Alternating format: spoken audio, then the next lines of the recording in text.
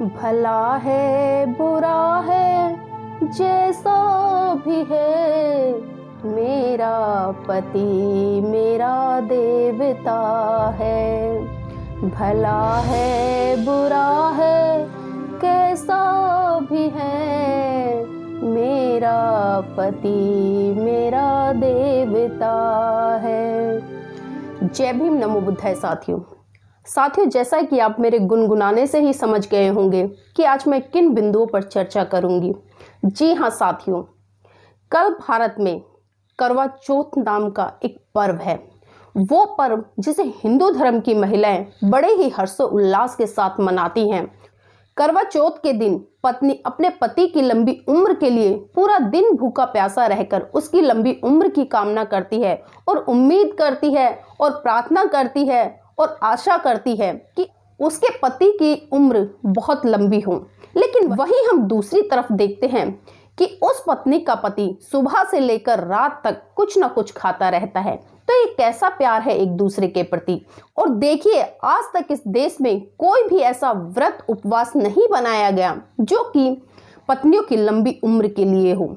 लेकिन एक पत्नी सुबह से लेकर शाम तक भूखी रहती है। एक पति चाहे वो दारू पीता है, व्यभिचार करता है, चोरी करता है, झूठ बोलता है या फिर अन्य स्त्रियों पर बुरी नजर डालता है, लेकिन उसके बावजूद भी उसकी पत्नी उसकी लंबी उम्र के लिए कामना करती है और उम्मीद करती है कि इस जन्म में नहीं बल्कि 7 जन्म में उसका पति उसका साथ निभाए। तो साथियों, आप देख सकते हैं कि इस देश में किस तरह के उपवास बनाए गए हैं और किस तरह से देश की पढ़ी लिखी महिलाएं इन उपवासों को आगे बढ़ाने का काम कर रही हैं।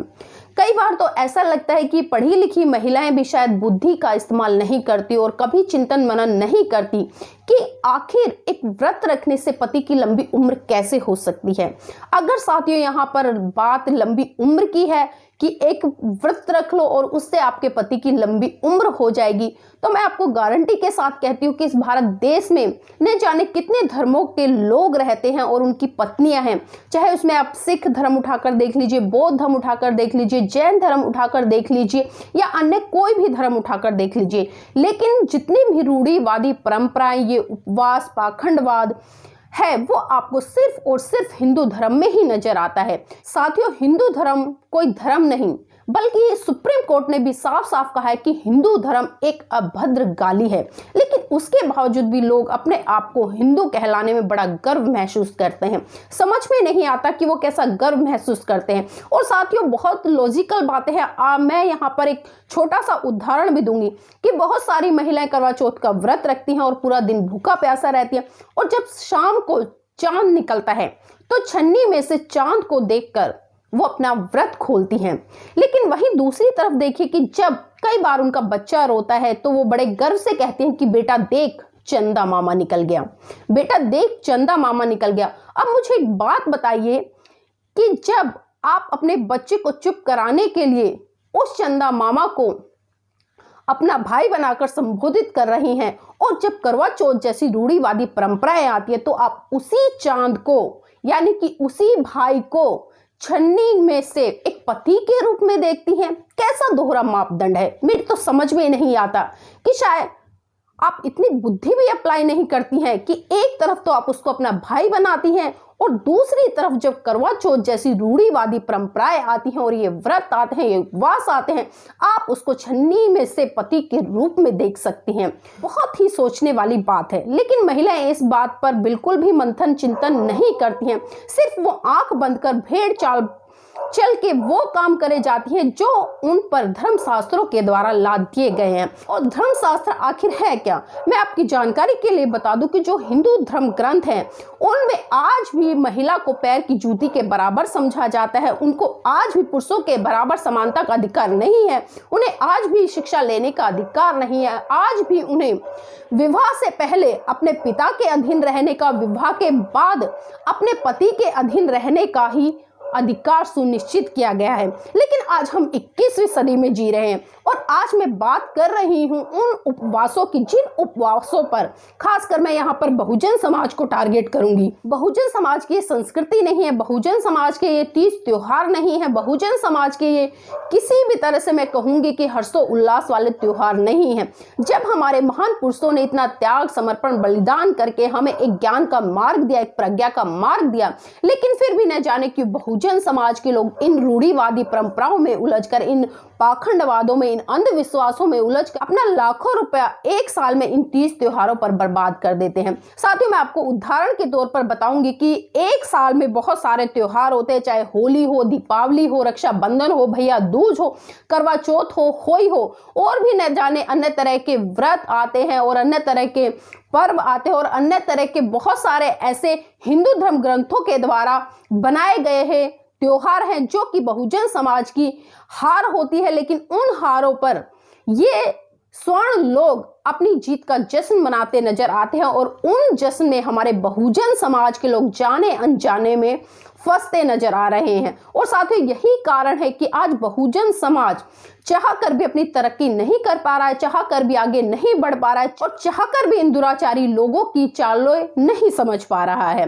जैसा कि मैंने अवगत कराया कि इन सभी त्योहारों पर बहुजन समाज कम से कम एक साल में 1 लाख रुपए खर्च कर देता है, लेकिन जब उनके बच्चों की अच्छी शिक्षा की बारी आती है, प्राइवेट स्कूलों में पढ़ाने की बारी आती है, तो वही बहुजन समाज के लोग अपने हाथ पीछे खींचते नजर आते हैं। साथ ही आप कैलकुलेशन कीजिए, अगर 1 लाख के अकॉर्डिंग अगर आपके बच्चे की 5,000 फीस भी किसी प्राइवेट स्कूल में है, अच्छे स्कूल में है, मैं बात कर रही हूँ मंथली फीस की, तो 12 महीने में कितना कैलकुलेशन हो गया आप खुद बताइए और सोचिए। आपके 1 लाख में से फिर भी आपके पास में बहुत सारी रकम बाकी बच रही है, लेकिन हमारे लोग नहीं समझते हैं, नहीं सोचते हैं। हमारे लोग अपने बच्चों को प्राइवेट स्कूलों में पढ़ाने की बजाय सरकारी स्कूलों में डालते हैं और सरकारी स्कूलों में आज के टाइम में क्या हो रहा है ये आप अच्छी तरह से जानते हैं, क्योंकि जो सरकारी अध्यापक है आज वो सही मायने में आपके बच्चों को क्या उचित शिक्षा दे रहा है, जो शिक्षा आपको एक प्राइवेट स्कूल में मिलती है उसके मुकाबले क्या सरकारी स्कूल में आपके बच्चों को शिक्षा मिल रही है? मेरी दृष्टि से तो बिल्कुल नहीं मिल रही। मेरा खुद का अनुभव है, मैंने 3 साल गवर्नमेंट स्कूल में कॉन्ट्रैक्ट बेस पे पढ़ाया है। मैंने देखा है कि किस तरह से अध्यापक आते हैं, टाइम पास करते हैं, हाजिरियां रजिस्टरों में भरते हैं और पूरा का पूरा जो गाइड होती है या कुंजी होती है या हेल्प गाइड होती है उसमें से पूरा का पूरा ब्लैक बोर्ड पर टेप देते हैं, बच्चा उतार लेता है, ना तो उसको समझाने का काम करते हैं और ना ही किसी भी तरह से उसको जागरूक करने का काम करते हैं, क्योंकि साथियों वो अच्छी तरह से जानते हैं क्योंकि सरकारी स्कूलों में जो तबका आता है वो बहुजन समाज का बहुत बड़ा तबका आता है, उनके बच्चे पढ़ने आते हैं। यहाँ पर कोई पूंजीपति या करोड़पति या बिजनेसमैन या ये राजनीतिक के लोगों के बच्चे नहीं आते। यहाँ पर इस देश की आबादी जो 85% है उसका बहुत बड़ा हिस्सा गवर्नमेंट स्कूल में पढ़ता है और वो लोग कभी नहीं चाहेंगे कि हमारे बच्चों को अच्छी शिक्षा मिले, क्योंकि जिस दिन हमारे बच्चों को अच्छी शिक्षा मिल जाएगी हम साथियों उनके बराबर आकर खड़े हो जाएंगे, हम उनके बच्चों को कंपटीशन देना शुरू कर देंगे। क्योंकि हम देख रहे हैं कि आज के दौर में ये लोग हमें नहीं पचा पा रहे हैं, क्योंकि आज भी हमारे समाज में बहुत सारी प्रतिभाएं ऐसी है जो अलग अलग क्षेत्रों में निकल कर आ रही है, लेकिन इनकी आंखों में वो इतनी बुरी तरह से चुभती हैं कि उसको पचा पाना बहुत मुश्किल होता है। तो मैं यहाँ पर बहुजन समाज की समस्त महिलाओं से और समस्त पुरुषों से भी आग्रह करूंगी, क्योंकि साथियों ये तीज त्योहार या व्रत ये सिर्फ आज के टाइम में एक फैशन रह गया है, एक फैशन रह गया है, क्योंकि एक बढ़िया है उसको अपना व्यापार चलाना है, एक पंडित है उसको अपना धर्म स्थापित करना है, लेकिन इन लोगों की चालों में कहीं ना कहीं मेरा बहुजन समाज मासूम निर्दोष फंसता नजर आ रहा है। लेकिन मैं उम्मीद करूंगी अपने जागरूक समाज से और जागरूक उन लोगों से जो जागरूक है इन चीजों के प्रति, इन पाखंडवाद के प्रति, इन अंधविश्वास के प्रति, क्योंकि साथियों अगर आपको कोई भी पर्व मनाना है तो अपने महान पुरुषों के पर्व मनाइए, बड़ी धूमधाम से मनाइए। और धूमधाम से मनाने का मतलब ये नहीं कि आप उस पर लाखों रुपए पानी की तरह बहा दो। अपनी बुद्धि का इस्तेमाल करें, उस दिन अपने विचारों का आदान प्रदान करें, अपने बच्चों को, अपने समाज को इस देश की सच्ची धरोहर से रूबरू कराएं और उन्हें सही दिशा देकर आगे बढ़ने के लिए प्रेरित करें। क्योंकि हम देख रहे हैं कि हमारे महान पुरुषों का जो त्याग, समर्पण, बलिदान रहा, मैं सच कहती हूँ कि अगर आज परम पूज्य बाबा साहब जिंदा होते या हमारे और भी महान पुरुष जिंदा होते और आज जिस विचारधारा को बहुजन समाज ढोकर चल रहा है, खासकर मैं उस समाज की बात कर रही हूँ जो कि पढ़ा लिखा नहीं है, ना समझ नहीं है, लेकिन आज भी मैं कुछ परसेंटेज अगर मैं रेशो की बात करूं तो आज पढ़ा लिखा वर्ग भी, चाहे उसमें प्रोफेसर हो, इंजीनियर हो, वकील हो, जज हो, डॉक्टर हो या अन्य किसी भी उच्च पद पर आसीन हो, मैंने उन महिलाओं को भी करवा चौथ जैसे व्रत मनाते देखा है। कहाँ चली जाती है आपकी बुद्धि? क्या एक व्रत रखने से आपके पति की लंबी उम्र हो जाएगी? मूर्खता की हद होती है, मूर्खता की हद होती है। अगर पति की लंबी उम्र चाहिए तो आप उसकी देखभाल कीजिए, उसको प्यार दीजिए, उसको स्नेह दीजिए, उसको सही समय पर संतुलित आहार दीजिए और उसका एक टाइम टेबल बनाकर उसका पूरा का पूरा सिस्टम के तहत उसको खान पान दीजिए और फिर मैं देखती हूँ कि आपके पतियों की लंबी उम्र कैसे नहीं होती।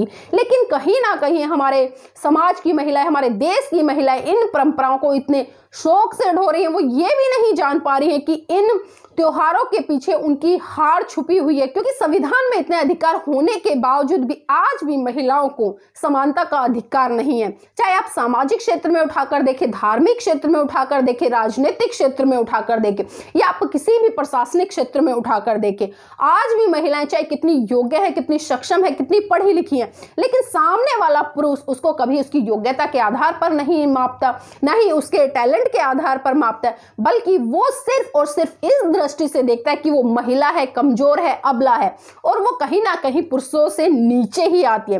तो 21वीं सदी में भी जब पुरुषों की सोच ऐसी है, जब वो महिलाओं को आगे बढ़ता हुआ देखना नहीं चाहते, तो आज महिलाएं किस तरह से इन पुरुषों के लिए ये उपवास रख रही हैं। और साथ ही उसी के बाद में एक होई का व्रत भी आता है, जिस व्रत को भी मतलब जो शादीशुदा महिलाएं हैं, जिनके घर में बच्चे हैं, वो महिलाएं रखती हैं। लेकिन एक बात बताइए कि आपके पति, क्या उनके बच्चे नहीं हैं वो, या सिर्फ आपके ही बच्चे हैं, या आपको ही अपने बच्चों की जीवन की या उनकी सुरक्षा की चिंता है या उनके भविष्य की चिंता है? आपके पतियों को उनकी चिंता नहीं है? वो भी पिता है, उनका भी पूरा अधिकार बनता है। अगर व्रत रखना है तो दोनों पति पत्नी क्यों नहीं रखते? क्योंकि दोनों पति पत्नी रखेंगे तो मेरे ख्याल से बच्चों की उम्र डबल हो जाएगी। और इसी तरह से जो करवा चौथ का जो उपवास है वो भी पति और पत्नी दोनों को रखना चाहिए, अगर रखने की बात है। क्योंकि जितनी उम्र आपको अपने पति की चाहिए तो आपके पति को भी शायद उतनी उम्र आपकी चाहिए, लेकिन ऐसा होता नहीं है। क्योंकि मैं कटाक्ष कर रही हूँ, बहुत सारे लोगों को बुरा भी लग सकता है, क्योंकि पुरुष कहीं ना कहीं आप देखते हैं कि जो दोहरी मानसिकता है उसका शिकार है। तो मैं तो यहाँ पर सिर्फ इतना ही कहना चाहूंगी कि साथियों, अपनी जागरूकता का परिचय देते हुए इन चीजों को एनालाइजेशन करें, इनका चिंतन मनन करें कि आखिर हम किस दिशा में काम कर रहे हैं और क्यों काम कर रहे हैं। और ये जो उपवास या पर्व, ये जितने भी त्योहार बनाए गए हैं, इन सभी त्योहारों को आप बनाना बंद करें। क्योंकि मैं बार बार कहती हूँ कि आप इन 30 त्योहारों पर अपने साथियों लाखों रुपए एक साल में बर्बाद करते हो। अगर वही लाखों रुपए आप अपने बच्चों की पढ़ाई पर लगाओ, उनके भविष्य को उज्जवल करने के लिए लगाओ, तो मैं गारंटी से कहती हूँ कि आपके बच्चे इस देश के राष्ट्रपति बनेंगे, प्रधानमंत्री बनेंगे, डॉक्टर बनेंगे, इंजीनियर बनेंगे, जज बनेंगे। लेकिन आप इस दिशा में काम नहीं करेंगे। आप सिर्फ और सिर्फ जो ये ब्राह्मणवादी विचारधारा है इसका पोषक बने हुए और इसको प्रचारित और प्रसारित करने का काम कर रहे हैं। और यहाँ पर जो समाज के जागरूक लोग हैं, जागरूक महिलाएं हैं, मैं उनसे भी उम्मीद करूंगी कि अपने आसपास इस तरह के अभियान चलाएं और लोगों को और महिलाओं को जागरूक करने का काम करें।